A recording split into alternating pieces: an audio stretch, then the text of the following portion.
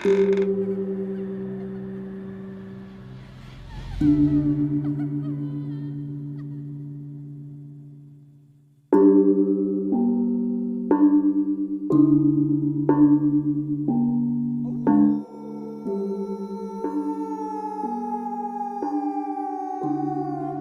bisa melihat mereka dari lahir. Kejadian ini berlangsung dari kelas 1 SMP. Sampai sekarang aku berada di kelas 2 SMK. Aku masuk SMP yang biasa saja di kota Semarang. Dan kebetulan aku mendapatkan kelas di ujung lorong yang sangat gelap. Saat itu rasanya tidak enak. Dari pertama kali aku memasuki kelas itu. Minggu ketiga aku di situ. Mulai ada yang muncul. Yang sering aku lihat adalah sosok wanita yang memakai seragam OSIS dengan rambut sepundak. Saat aku ikut pemilihan OSIS, aku ikut LDK yang acaranya 2 hari 1 malam. Acaranya berlangsung mulus. Sampai waktu istirahat malam, banyak teman aku yang nongkrong di tangga sambil bernyanyi dan gitaran. Aku lantas mendengar suara-suara itu. Aku beranikan pergi ke arah suara itu dari kelasku. Aku ingin lihat ada apa di dalam kelasku itu. Dan ada dia lagi, si anak misterius berambut sepundak. Ya sudah, aku tidak menggubrisnya, dan aku lantas kembali ke tempat istirahat. Saat itu aku melewati WC, dan tidak tahu kenapa rasanya ingin menoleh.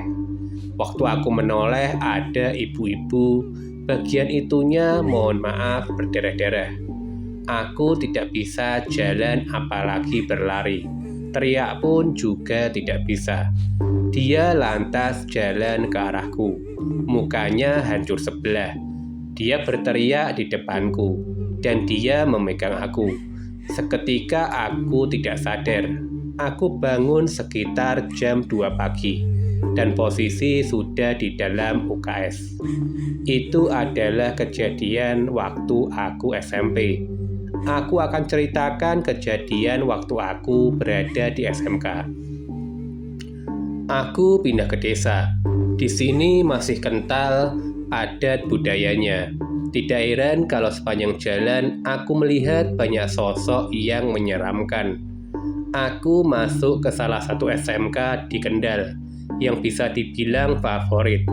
Di situ sudah terasa dari awal bahwa kelihatan SMK ini banyak yang mendaftar karena pesugihan atau penglaris. Tapi tetap aku masuk di situ. Aku tidak merasakan apa-apa. Cuma ada gangguan kecil, seperti tiba-tiba ada darah di bukuku, ada yang menyolek aku di kamar mandi, dan lain sebagainya. Saat mengikuti ekstrakurikuler pramuka, diadakanlah jurit malam.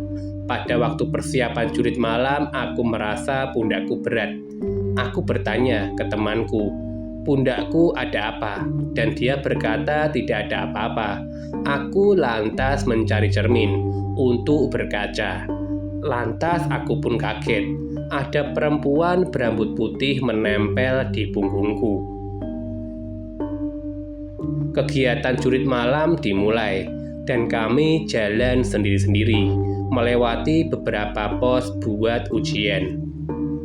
Pada waktu perjalanan ke pos 3, ada yang mengikutiku. Aku berpikir positif bahwa itu hanya kakak kelas yang akan mengerjaiku. Kemudian aku pun kaget waktu melihat dia menembus badanku, dan ternyata dia cewek memakai daster putih. Gangguan makin menjadi-jadi saat aku hendak sholat subuh. Tiba-tiba saja air yang mau aku buat wudhu menjadi hitam dan berbau. Habis sholat subuh, aku pun melihat punggung temanku ada nenek-nenek mukanya hancur dan matanya cuma satu.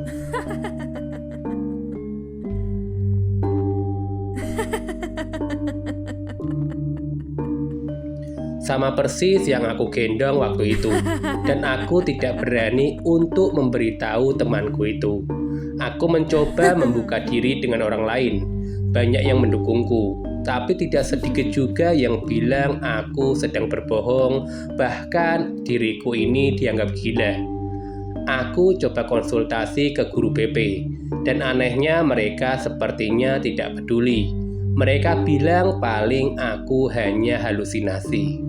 Aku tidak tahu apa yang mereka sembunyikan, tapi setiap tanggal 15 selalu terdengar bunyi gamelan di sekolah ini, dan di depannya diletakkan beras, gula, serta kopi. Suatu hari gamelan tidak dibunyikan, dan ada 2 anak sekolah yang kerasukan. Asumsiku semakin kuat kalau sekolah ini menggunakan semacam penglaris. Dan entah bagaimana dari situlah ada cewek memakai mahkota yang mengikutiku hingga saat ini. Katanya namanya Tunggadewi. Dia menghasutku untuk berbuat hal-hal jahat. Dia menghasutku untuk membalas orang yang mengata-ngataiku. Anehnya saat itu ucapan aku menjadi kenyataan. Ada yang mengatakan kalau aku gila.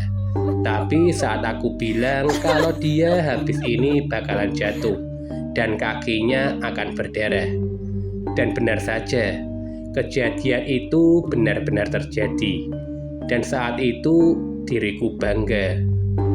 Aku makin kehilangan arah, sampai akhirnya aku pun diruqyah. Ternyata tidak berhasil. Saat aku menceritakan cerita ini pun, ada banyak hal yang mengelihatiku. Pundakku pun masih terasa berat. Mereka masih tetap mengikutiku hingga saat ini.